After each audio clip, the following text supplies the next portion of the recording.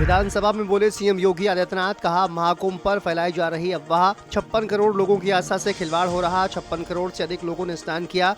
ये सब अफवाह फैलाकर भारतीय संस्कृति से खिलवाड़ कर रहे हैं। हम सेवक के रूप में काम कर रहे हैं। महाकुंभ सरकार का नहीं बल्कि समाज का आयोजन, यहाँ पर सरकार तो सिर्फ सेवक है।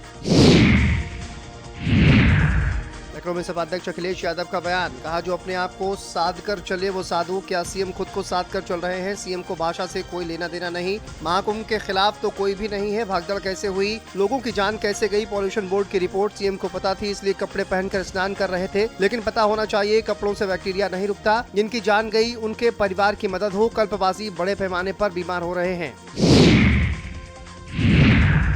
रामपुर में कोर्ट से आजम खान के परिवार को मिली राहत। आजम खान की पत्नी को मिली अंतरिम जमानत, बेटे अदीब, बहन निखत को मिली अंतरिम जमानत। एमपी एमएलए कोर्ट ने दी अंतरिम जमानत। शत्रु संपत्ति केस में रिकॉर्ड खुर्द-बुर्द करने का था आरोप। लखनऊ में विधान परिषद में बोले डिप्टी सीएम केशव प्रसाद मौर्य, महाकुंभ में तीर्थयात्रियों पर पुष्प वर्षा, श्रद्धालुओं के लिए भोजन प्रसाद की व्यवस्था, श्रद्धालुओं की सेवा कर रही सरकार। महाकुंभ में सरकार ने कोई कमी नहीं रखी। प्रयागराज में आस्था का जन सागर उमड़ रहा है। यूपी में बड़ी संख्या में धार्मिक पर्यटक आ रहे हैं। दिल्ली के नए सीएम का शपथ ग्रहण समारोह आज। शपथ ग्रहण समारोह में नहीं शामिल होंगे सीएम योगी आदित्यनाथ। मुख्यमंत्री योगी आदित्यनाथ ने दिल्ली की जीत की दी बधाई। यूपी विधानसभा के बजट सत्र के चलते नहीं होंगे शामिल। बीजेपी अध्यक्ष जेपी नड्डा ने सीएम योगी आदित्यनाथ को दी अनुमति। शपथ ग्रहण में नहीं शामिल होने की दी अनुमति। भारतीय किसान यूनियन का लखनऊ में जोरदार हंगामा। लखनऊ नाबार्ड के दफ्तर के बाहर किया हंगामा। दफ्तर का किसानों ने घेराव किया। किसान क्रेडिट कार्ड में अनियमितता का आरोप लगाया। नाबार्ड के दफ्तर को चारों ओर से बंद किया गया।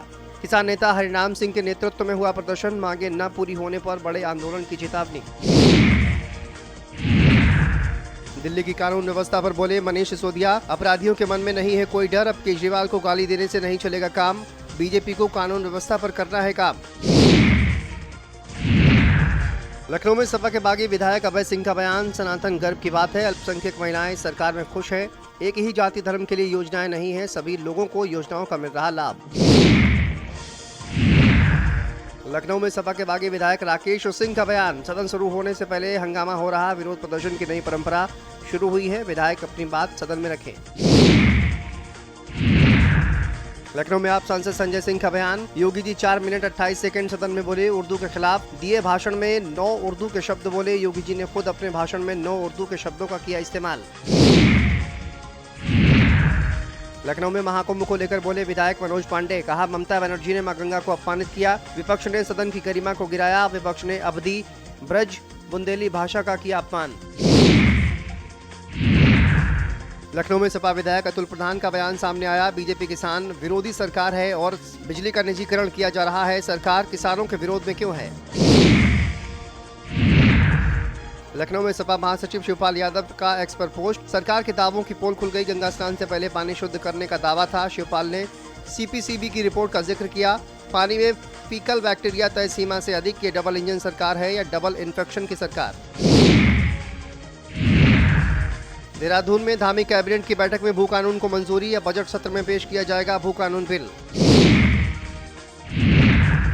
लखनऊ में विधानसभा अध्यक्ष सतीश महाना का बयान, 5 मार्च तक सदन को चलाया जाएगा। विपक्ष के लोग सरकार से सवाल करें, सरकार विपक्ष के सवाल का देगी जवाब। बेहतर सदन की कार्रवाई ही हमारा लक्ष्य।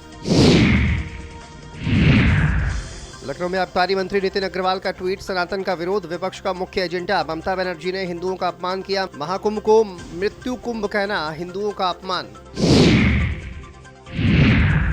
उप मुख्यमंत्री केशव प्रसाद मौर्य का बयान, कहा अखिलेश यादव, ममता बनर्जी और मल्लिकार्जुन खड़गे, ये तीनों लोगों का बयान हिंदुओं, श्रद्धालुओं और प्रयागराज महाकुंभ के खिलाफ है। इस बयान की मैं कड़ी आलोचना करते हुए यही कहूंगा कि ये लोग मानसिक तौर से बीमार हैं और लोगों की आस्था को सिर्फ ठेस पहुंचाना चाहते हैं।